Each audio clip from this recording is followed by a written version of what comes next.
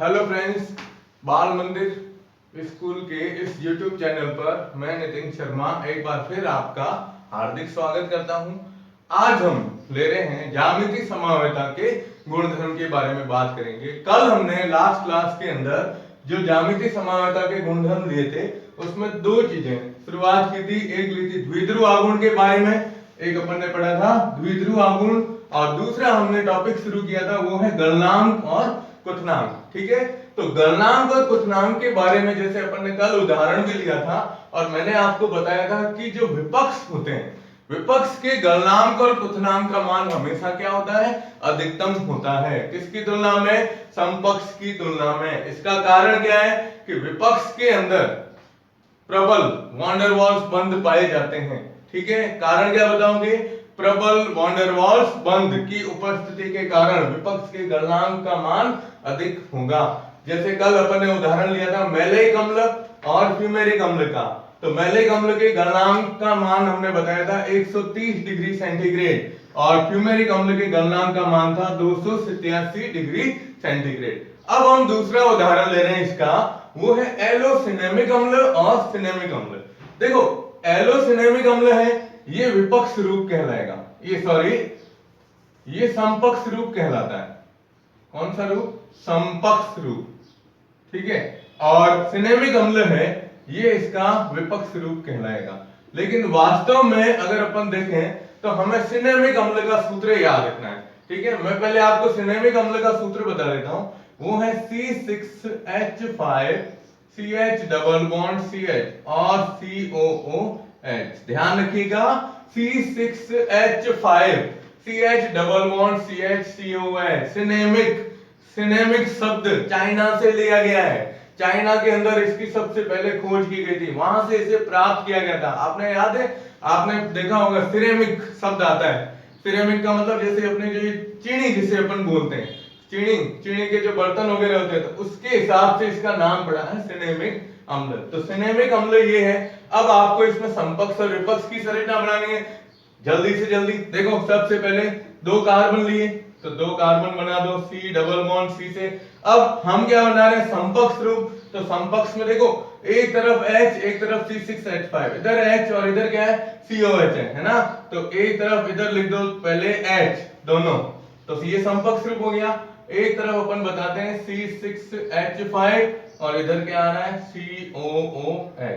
देखिए, ये हो गया समपक्ष रूप। क्यों हुआ? क्योंकि द्विबंध के एक तरफ दो हाइड्रोजन परमाणु जुड़े हुए हैं, समान समूह जुड़े हुए हैं, तो ये है अपना समपक्ष रूप। और समपक्ष रूप का नाम क्या दिया गया है इसमें? एलोसिनेमिक अम्ल। कौन सा नाम? एलोसिनेमिक अम्ल। ठीक है, और जब अपन विपक्ष रूप बनाएंगे तो विपक्ष में क्या करोगे आप? C double bond C।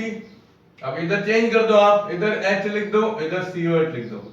ठीक है, और इधर H लिखा हुआ है और इधर क्या लिख देंगे अपन? C6H5। ठीक है, अब ये आता है विपक्ष रूप। कौन सा? विपक्ष। लेकिन इसका नाम क्या है? सिनेमिक अम्ल। कौन सा अम्ल है? सिनेमिक अम्ल के नाम से जाना जाता है। तो आपको इसमें ध्यान रखना है सिनेमिक अम्ल और एलोसिनेमिक अम्ल। अब हमने कहा कि समपक्ष का गलनांक जो होता है वो इसकी तुलना में क्या होता है? कम। तो हम इसका मान लिख देंगे इसके अंदर। तो इसका मान दिया गया है 68 डिग्री सेंटीग्रेड। कितना है? 68 डिग्री सेंटीग्रेड मान इसका दिया गया है। और जब हम विपक्ष यानी किसकी बात कर रहे हैं? सिनेमिक अम्ल की बात करते हैं। ठीक है ना, देखो ये समपक्ष का और ये विपक्ष का मान, तो इसका मान जो अपन लेते हैं वो दिया है 153 डिग्री सेंटीग्रेड। कितना है? 133 डिग्री 133 डिग्री सेंटीग्रेड। आपको मान ध्यान रखना है इसका, 133 डिग्री सेंटीग्रेड दिया गया है। तो ये हम एलोसिनेमिक अम्ल और सिनेमिक अम्ल के बारे में लेते हैं। तो पहला उदाहरण मैलेइक अम्ल और फ्यूमेरिक अम्ल, दूसरा उदाहरण लिया एलोसिनेमिक अम्ल और सिनेमिक अम्ल। इसका कितना है? 68 डिग्री और इसका कितना है? 133 डिग्री। अब हमने, आपको याद है, तो द्विध्रुव आघूर्ण के अंदर अपन ने है ना अपने एक अपवाद लिया था कि अगर इस द्विबंधित कार्बन के साथ में अगर अलग अलग इलेक्ट्रॉन प्रभाव वाले समूह जुड़े होते हैं तो हम कहते हैं ना कि कोई ना कोई व्यवहार में चेंज आती है। आपको भी पता है ना, जैसे अपन ने उसमें लिया था कि भाई उसमें पहले बताया विपक्ष के द्विध्रुव आघूर्ण का मान है ना 0 होता है, लेकिन हमने जब वो अलग अलग प्रभाव वाले समूह की बात की तो उसमें वो चीज चेंज हो गई है ना। अब इसी के अंदर भी यही बता रहे हैं अपन कि अगर यहां पर मैं लेता हूं अब अपवाद, क्या लेते हैं अपवाद, क्या है इसका वो देखिए कि यदि दो अलग अलग इलेक्ट्रॉन प्रभाव वाले समूह जुड़े हों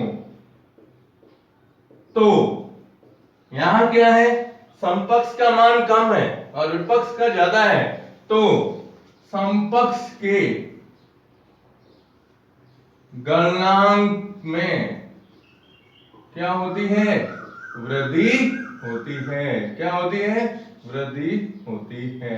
याद रखना है ये लाइन आपको, ये थोड़ा सा ध्यान रखिएगा कि यदि दो अलग अलग इलेक्ट्रॉन प्रभाव वाले समूह इसमें जुड़े हुए हैं है ना, तो क्या बताओगे आप, समपक्ष के गलनांक के मान में क्या हो जाएगी, वृद्धि हो जाएगी। यानी ये जो प्रभाव है ये वाला, ये बिल्कुल क्या हो जाएगा, पलट जाएगा।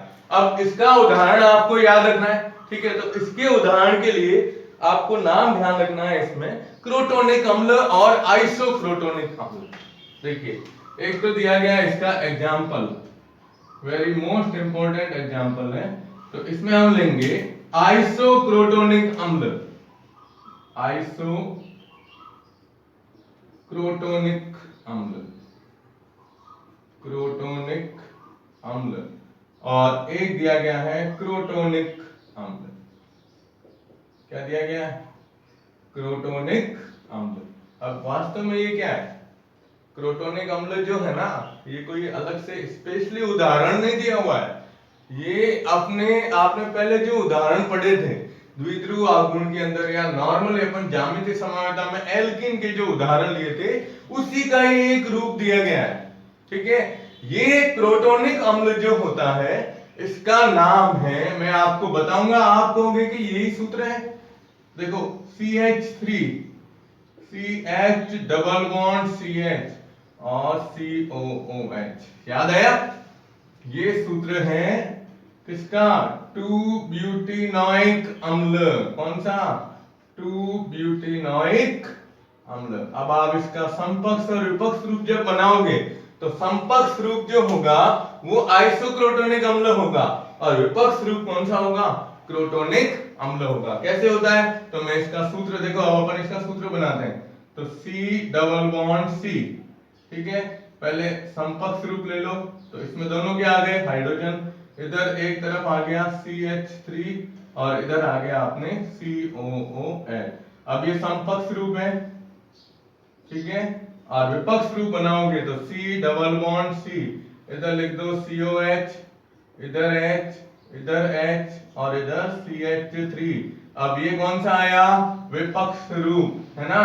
तो समपक्ष जब अपन लिखेंगे तो समपक्ष के अंदर कौन सा आएगा, आइसोक्रोटोनिक अम्ल, ये है समपक्ष रूप, और विपक्ष रूप कौन सा है, क्रोटोनिक अम्ल है। नॉर्मली क्रोटोनिक अम्ल जो होता है ये विपक्ष रूप है। अब हमने कहा ना कि अगर दोनों तरफ अलग अलग समूह, ये इसको देता है इलेक्ट्रॉन, ये इलेक्ट्रॉन अपनी तरफ खींचता है ना, तो दो अलग अलग प्रभाव वाले समूह अगर इसके साथ में जुड़े हुए रहते हैं तो समपक्ष के गलनांक के मान में क्या हो जाती है, वृद्धि हो जाती है। अब आपको इन दोनों के गलनांक का मान याद रखना है, ठीक है। तो सबसे पहले जो अपन ने आइसोक्रोटोनिक अम्ल लिया था, तो आइसोक्रोटोनिक अम्ल के गलनांक का मान, ये इनका गलनांक होता है 150 डिग्री सेंटीग्रेड। कितना होता है, 150 डिग्री सेंटीग्रेड। और दूसरा जो अपने दिया गया है विपक्ष रूप, इसके गलनांक का मान है 72 डिग्री सेंटीग्रेड। कितना है, 72 डिग्री सेंटीग्रेड। तो इसका विपक्ष का मान कम हो गया और इसका मान क्या हो गया, बढ़ गया, ठीक है। तो ये आपको थोड़ा सा समझ में आया होगा, ध्यान रखना है इसके बारे में कि गलनांक और क्वथनांक विपक्ष के हमेशा क्या होते हैं, अधिक होते हैं, ठीक है। अब लेकिन यहाँ स्थिति आती है तो समपक्ष के मान में हो जाती है वृद्धि। आप इसका स्क्रीनशॉट ले लीजिए। हो गया। चलिए अब देखिए आप, अब तीसरा इसका गुण आता है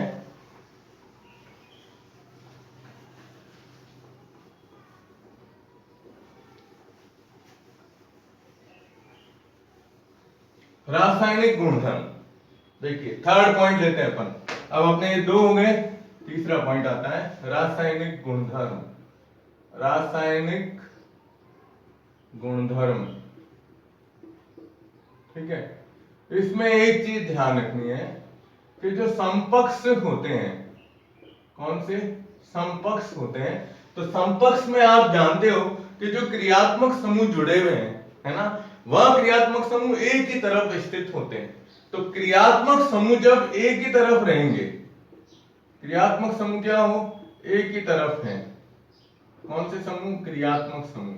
तो इनमें जो है ना चक्रीकरण की क्रिया, कौन सी, चक्रीकरण की क्रिया आसानी से संपन्न हो जाती है, आसानी से होती है। किसके कारण है कि क्रियात्मक समूह जब एक ही तरफ रहेंगे तो इनमें चक्रीकरण आसानी से हो जाएगा। लेकिन जब हम विपक्ष की बात करते हैं, किसकी बात, विपक्ष की बात करते हैं, तो उसमें ये चीज संभव नहीं होती है, ये चीज संभव नहीं है ना। अब चीज संभव नहीं है तो इसको हम उदाहरण के द्वारा कैसे लेंगे, तो इसका उदाहरण दिया हुआ है, ठीक है, वो है अपने एग्जाम्पल, ये याद रखना है आपको, ये है मैलेइक अम्ल का निर्जलीकरण। क्या करते हैं, देखो वर्ड आया निर्जलीकरण। निर्जलीकरण का मतलब क्या हुआ, जल का निकलना। तो जब मैलेइक अम्ल को 140 डिग्री सेंटीग्रेड ताप पर क्या करते हैं, गर्म करते हैं। ताप कितना दिया है, 140 डिग्री सेंटीग्रेड ताप पर जब इस अम्ल को गर्म किया जाता है तो इसको गर्म करने पर इसमें निर्जलीकरण क्रिया होती है। कौन सी, निर्जलीकरण। और जो उत्पाद बनता है वो क्या बनते हैं, एनहाइड्राइड। कौन से यौगिक, एनहाइड्राइड प्राप्त होते हैं। अब मैलेइक अम्ल क्या था, तो देखो सूत्र C डबल बॉन्ड C। अब इसको खोलते हैं अपन, ये COH था, इसको मैंने लिखा C double bond OH, C double bond OH, और इधर आया H और इधर आया H। ये क्या है, मैलेइक अम्ल,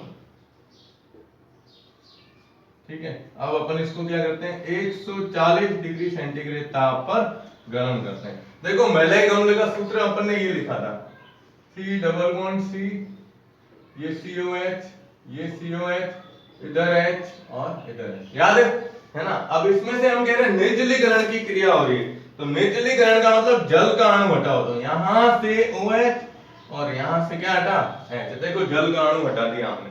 अब जल का अणु हटते ही ये इधर से बंद फ्री हो गया, इधर से एक ऑक्सीजन की संयोजकता कम हो गई, तो ये दोनों आपस में जुड़ जाएंगे और ये बनाएंगे एनहाइड्राइड। तो ये C, ठीक है। अब यहां से लेते हैं अपन C डबल बॉन्ड O, इधर से C डबल बॉन्ड O, और दोनों के बीच में क्या आ जाएगा, ऑक्सीजन परमाणु। देखो यहां से ये ऑक्सीजन इसके बीच में जुड़ गया, तो इसका नाम ध्यान रखिएगा, मैलेइक एनहाइड्राइड।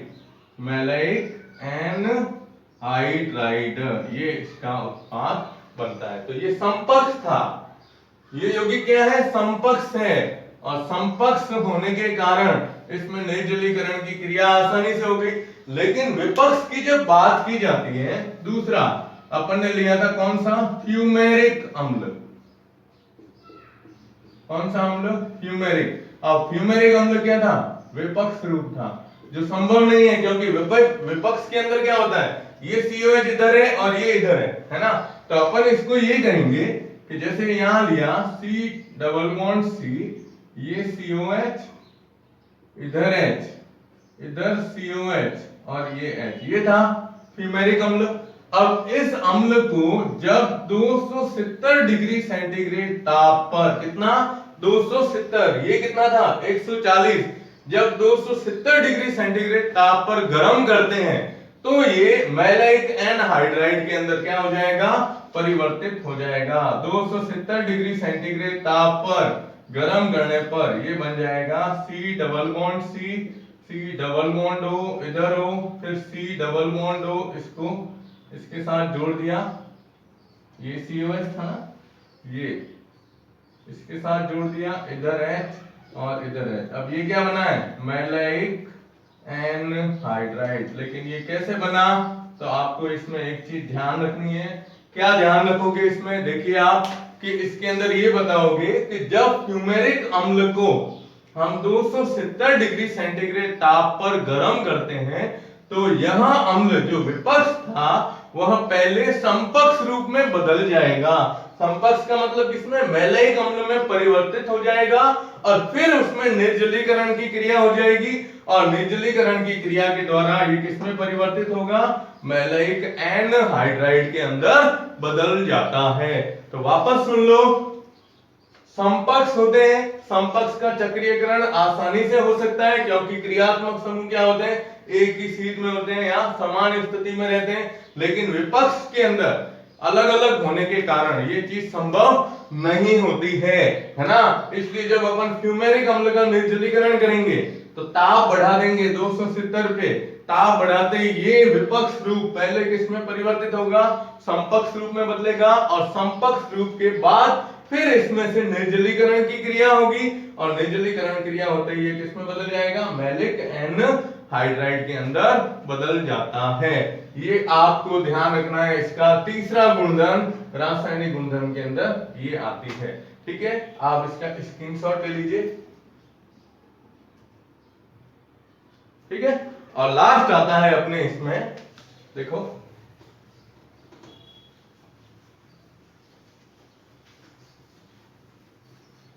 लास्ट है इसमें हाइड्रोजन बंधकता। कौन सी, हाइड्रोजन बंधकता के बारे में बात करेंगे अपन। देखो चौथा गुणधर्म हाइड्रोजन बंधकता, क्या लेते हैं, हाइड्रोजन बंधकता, या ये कह सकते हो हाइड्रोजन बंध। अब आपको पता है हाइड्रोजन बंध दो प्रकार के होते हैं, एक होता है अंतः अणुक हाइड्रोजन बंध, है ना, और एक होता है अंतरा अणुक हाइड्रोजन बंध। कौन सा, अंतरा अणुक हाइड्रोजन बंध। अब याद है आपको, अंतः अणुक और अंतरा अणुक हाइड्रोजन। अंतः अणुक मतलब एक ही अणु में बनने वाला हाइड्रोजन बंध और अंतरा अणुक मतलब दो अलग अलग अणुओं के अंदर बनने वाला हाइड्रोजन बंध। ठीक है, अब अगर किसी यौगिक के अंदर ये बंध उपस्थित हो तो इस बंध के कारण भी उन यौगिकों के गुणधर्म क्या होते हैं, परिवर्तित होते रहते हैं। अब इसका उदाहरण भी अपन लेते हैं। वापस हाइड्रोजन बंध के अंदर अगर अपन बात करते हैं तो समपक्ष यौगिक जो होता है, समपक्ष के अंदर पाया जाता है अंतः अणुक हाइड्रोजन बंध, क्योंकि अभी अपन ने बताया कि उसमें क्रियात्मक समूह क्या होते हैं, एक ही दिशा में रहते हैं। ठीक है, और विपक्ष रूप जो होता है उसमें पाए जाते हैं अंतरा अणुक हाइड्रोजन बंध या अंतरा आणविक हाइड्रोजन बंध, जिसमें क्या होता है अलग अलग दिशा में रहते हैं, तो वो दूसरे अणुओं के साथ में क्या करते हैं, बंध बनाते हैं। अब इसका एग्जाम्पल आपको याद रखना है, वेरी मोस्ट इंपोर्टेंट है, वो है 1,4 डाई ब्यूटेनोइक अम्ल, डाई ब्यूटेनोइक अम्ल। अब देखो ये आपको किताब वालों ने कंफ्यूज कर दिया, कैसे किया कि ये 1,4 डाई ब्यूटेनोइक अम्ल, मैं इसका सूत्र लिख रहा हूं, सूत्र लिखते हैं आप पहचान लोगे कि ये कौन सा सूत्र दे रहा है। ठीक है, देखिए ये है C डबल बॉन्ड C, अब पहले समपक्ष रूप ले रहे हैं तो C double bond O OH, ये होता है COH, और इधर अपन बता देंगे COH और डबल बॉन्ड O, इधर से आया H और इधर से आया H। अब ये है 1,4 पहले और चौथे पर COH समूह है, इसलिए आ गया डाई ब्यूटेनोइक अम्ल। ये कौन सा है, समपक्ष। ठीक है, अब मैं बताऊं नाम इसका, ये है मैलाइक अम्ल। कौन सा है, मैलाइक अम्ल, जो हमने पहले लिया था अभी उदाहरणों के अंदर, द्विध्रुव आघूर्ण गणनांक क्वथनांक के अंदर जो इसके उदाहरण लिए थे उसमें आया था, ये मैलाइक अम्ल है। अब देखो, आप इसमें ये स्थिति आपको ध्यान रखनी है, ये COH समूह है और ये COH, तो एक बार आप इधर C डबल बॉन्ड OH लिख रहे हो तो दूसरे में C डबल बॉन्ड O बता दो। कारण अब मैं इसको थोड़ा सा OH को भी क्या करता हूं, अलग तरीके से बताता हूं। ये C डबल बॉन्ड O और H के रूप में ये लिखता हूं OH समूह। अब हम क्या कह रहे हैं, संपर्क के अंदर अंतः अणुक हाइड्रोजन बंध पाया जाता है, तो इसके हाइड्रोजन और इसके ऑक्सीजन के बीच में आप हाइड्रोजन बंध बताओगे तो वो डॉट लाइन के द्वारा दर्शाया जाता है। कौन सा हो गया, ये अंतः अणुक हाइड्रोजन बंध। कौन सा बंध, अंतः अणुक हाइड्रोजन बंध, ये हो गया अंतः अणुक। ये संपर्क से मैलेइक अम्ल किसका है, ये 1,4-डाइब्यूटेनॉइक अम्ल को इसी नाम से जानते हैं। और दूसरा जो अपन लेंगे वो विपक्ष रूप होगा, तो विपक्ष रूप को बताओगे आप C डबल बॉन्ड C, ये C double bond O OH, और इधर बताओगे C double bond O OH, ठीक है, इधर H और इधर H, है ना। अब इसको आप बताओगे विपक्ष, और विपक्ष है तो इसका नाम क्या लिखते हैं अपन, फ्यूमेरिक अम्ल। कौन सा, फ्यूमेरिक अम्ल, अभी लिया था जस्ट अपन ने। तो अब आप देखो इसके अंदर ये दोनों अलग अलग दिशा में हैं, तो इधर से ये जुड़ेगा आगे एक अणु से और इधर से ये जुड़ेगा आगे एक अणु से। तो इसके अंदर बंध जो पाया जाता है वो कौन सा होगा, अंतरा आणविक या अंतरा अणुक हाइड्रोजन बंध पाया जाता है। अंतरा आणविक हाइड्रोजन बंध या अंतरा अणुक हाइड्रोजन बंध। और इसकी अगर अम्ल की संरचना है तो मैं आपको इसका सूत्र बता देता हूं, ये है C double bond C COH, ये या इसको सीधा यूं लिख दो CH डबल बॉन्ड CH, ये COH और ये COOH। ये कौन सा है, 1,4, देखो पहले और चौथे पे COH है इसलिए 1,4-डाइब्यूटेनॉइक अम्ल के रूप में लिखा जाता है। तो याद रखना है आपको इसमें। अब इसके गणनांक की बात याद रखनी है और इसके गणनांक का मान भी आपको ध्यान रखना है। तो आपको याद होगा मैलिक अम्ल और फ्यूमेरिक अम्ल के गणनांक का मान कितना होगा, अभी जस्ट अपन ने लिया था लास्ट जो अपन ने गणनांक और पथनांक गुणधर्म की जब बात की थी तो इसके मान बताए थे, आपको याद होगा कि पहले का था 130 डिग्री, इसका कितना था 130 डिग्री सेंटीग्रेड और इसका कितना था 287 डिग्री सेंटीग्रेड। अब देखो गणनांक के मान में भी परिवर्तन अधिक किसका है, विपक्ष का है। इसका कारण इसमें ये समूह क्या होते हैं, एक दूसरे के विपरीत दिशा में होने से इसमें अंतरा आणविक हाइड्रोजन बंध जो अंतर आणविक हाइड्रोजन बंध की तुलना में क्या होता है, प्रबल होता है। तो ये अपने चौथा पॉइंट आता है हाइड्रोजन बंधकता, यानी हाइड्रोजन बंध की उपस्थिति के कारण यौगिकों के गुणों में क्या होते हैं, परिवर्तन होते हैं, उनके गणनांक उथनांक में क्या होते हैं, परिवर्तन होते हैं। ठीक है, तो आप इसका स्क्रीनशॉट ले लीजिए। हो गया, तो ये अपने इस पाठ का फर्स्ट पॉइंट पूरा होता है, वो है ज्यामितीय समावयवता। पहले हमने लिया था त्रिविम समावयवता की परिभाषा, है ना। त्रिविम समावयवता के बाद इसके दो भाग लिए थे, कौन से, त्रिविम समावयवता के अंदर एक होता है विन्यासी और दूसरा संरूपण। तो विन्यासी समावयवता का पहला भाग वो था ज्यामितीय समावयवता। ज्यामितीय समावयवता किसमें दर्शाई जाती है, एल्कीन में, दूसरा ऑक्सिम में और तीसरी किसमें होती है, तीसरी किसमें होगी, पहली एल्कीन, दूसरी ऑक्सिम और तीसरी होती है एलिसाइक्लिक यौगिक, जो चक्रीय यौगिक होते हैं। ठीक है, उसके बाद हमने इसके गुणधर्म लिए।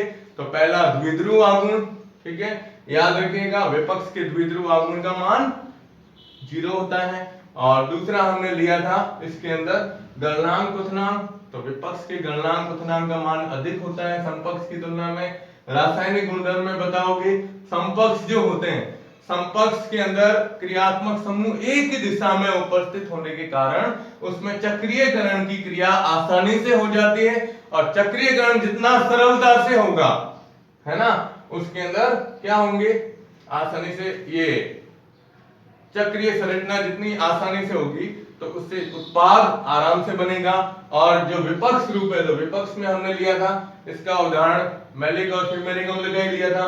तो विपक्ष में क्या होता है कि पहले उसको 270 डिग्री सेंटीग्रेड ताप पर जब उसको गर्म करते हैं तो वह विपक्ष पहले समपक्ष में बदलता है और फिर उसमें निर्जलीकरण की क्रिया होती है। तो दोनों में क्या हुआ, समपक्ष के अंदर उत्पाद क्या बनता है, मैलिक अम्ल से मैलिक एनहाइड्राइड, वो होता है 140 डिग्री पर, और फ्यूमेरिक अम्ल का निर्जलीकरण करते हैं तो 270 डिग्री सेंटीग्रेड ताप पर किया जाता है। और फिर हमने लिया हाइड्रोजन बंधुता या हाइड्रोजन बंधकता। तो हाइड्रोजन बंधकता का मतलब क्या हुआ, तो हाइड्रोजन बंधकता का मतलब ये हुआ कि हाइड्रोजन जो होती है, जब इसमें दो प्रकार के बंध पाए जाते हैं, अंतःअणुक हाइड्रोजन बंध और अंतराणुक। तो अंतःअणुक तो होगा समपक्ष के अंदर, क्योंकि एक ही दिशा में इस तरह से बताओगे, और अंतराणुक हाइड्रोजन बंध वो किसमें होता है, विपक्ष में, जिसमें ये अलग अलग दिशा में होते हैं तो दूसरे अणु के साथ में बंध बनाते हैं। इसलिए अंतराणुक में गलनांक का मान अधिक, और समपक्ष के अंदर क्या होता है, जो अंतःअणुक है उसमें गलनांक का मान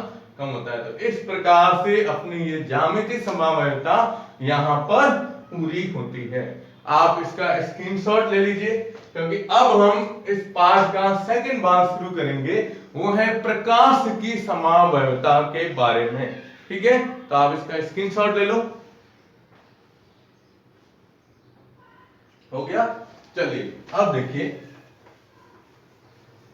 अभी मैं आपको केवल इसका नॉर्मली इंट्रोडक्शन बता देता हूं कि भाई प्रकाश की समवायता क्या होती है। प्रकाश की समवायता की खोज बहुत ही अलग तरीके से इसकी खोज की गई थी। आपको विश्वास नहीं होगा कि ये सेकंड भाग आता है प्रकाश की समवायता के बारे में।